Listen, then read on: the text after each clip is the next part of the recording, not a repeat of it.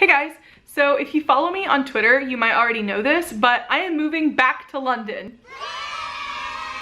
Since I'm moving back to London so soon, I have already started trying to pack up some of my stuff because the person who's taking over my apartment for me has already started moving their stuff in. Basically, my entire life is either in this tiny little storage unit, which is basically just my furniture and like my Christmas decorations, or in just a few suitcases, which is kind of terrifying, but at the same time, you figure out which possessions you love and you can't live without. So I figured what I would do today is show you guys some of the seemingly random things that I am bringing to London with me, and some of this might seem like really weird to you guys, but it's stuff that means a lot to me or that I think I'll use a lot, so I don't think I could live without it, and I thought you guys might be interested to see some of that stuff, so let's go. So firstly, we have my piccolo. What that is basically a miniature flute. I started playing flute when I was in 6th grade, and I played it all the way up through high school, and I was gonna play in college, but then I kind of decided that I didn't want band to be my entire life in college, so now I just play for fun.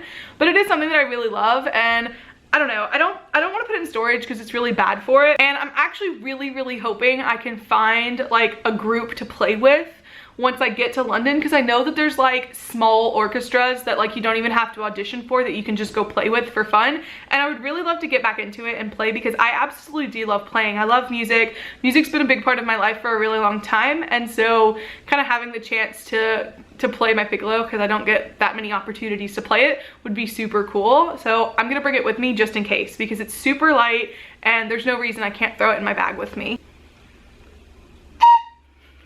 This adorable Bigfoot picture that my friend Paris made, and she put it in like this art show, and I had to get it because I thought it was one, completely random, and two, completely cool. And so I got it, and it's the cutest thing I've ever had, and it's just like this little piece of home that she drew it, and I thought it was so cute, and she's one of my really good friends, and I just thought it would be nice to put on my desk and kind of like remember my friends and stuff. My cookbook.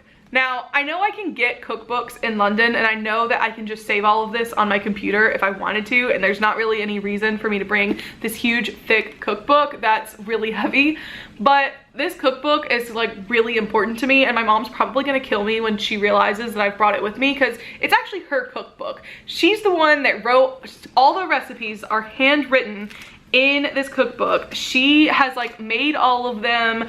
It's stuff that she just used to always make us when we were little, and I stole it when I moved to college, and it's kind of how I've learned to cook on my own. And I've added some stuff in here to the end too that like I've made myself or that I've learned to cook, and like my chicken casserole is amazing, and it's like one of the ones that I threw in here, but it's my favorite thing, and it's just like my mom's recipes and the recipes that I've grown up with, and it's kind of like I feel like when I'm in London, if I want like American food and I want food that I would have at home, it's nice to have a cookbook that I can just whip open and like don't even have to think about what it is that I used to have and what it is that I'm missing. It's just I can make it for myself. And so this is like a big deal for me, and I really want to like add recipes in here that I learned while I'm living in London, and learn recipes that I think are interesting and things that I learned to cook while I'm living there that I wouldn't cook here in America, so that if I do come back, I can show it to my family and my friends and have the recipes for the things that I want to cook. And while I realize that I could just save them on my computer, I know like I need to get with the times. It's just, I don't know, I like writing them down. Like I like having a paper book recipe that is mine, that is nobody else's, that I don't have to have a computer to look at. It's like right in front of me. If I spill some sauce on it, it's fine. I don't know, it's just, I love this cookbook. I've had it for years, and I stole it from my mom, and she still wants it back, but she's not getting it back. My big box of thread. Now, again, this looks really weird, and I know that thread is not expensive and I could just buy it in London, and that there's no reason for me to bring a huge box of thread, but I've taken a really long time to collect a lot of these. A lot of them I did steal from my mom because she used to have this box, and then the rest of them I've kind of filled in to make sure I have all the colors that I want or I need. And the reason I have so much thread is not because I sew or I am any good at sewing, because I have never sewed before, so don't expect like some extravagant thing from me. But I really enjoy cross stitching, which sounds again like I'm 60 and I'm lame, but I'm not. And it's something that when I'm watching TV, it's just really relaxing. So here's the one I'm currently working on, and you probably can't tell what it is, but you can appreciate how vibrant the colors are. It should look like this, which is from Howl's Moving Castle. So I don't know, I think it's really cool. I think it's really exciting, and it's something that I don't want to have to recollect and go find all of the threads again. So if I could just already have my threads with me whenever I'm watching TV or whenever I'm on the tube or whatever, I can just have my thread that I'm working with me, and I can continue working on my cross stitching and continue making these really cool designs.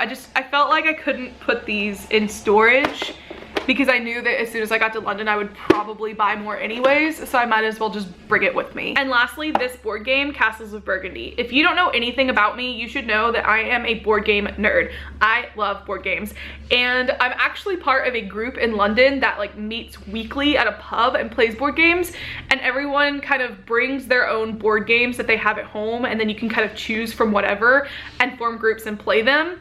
And it's really fun, but I always felt really guilty that I didn't have any board games to bring with me. And I noticed that nobody ever had this game. And this is my favorite board game. I love it so much. It takes like 3 hours to play. So if you're just like casually wanting to play a game, don't get this.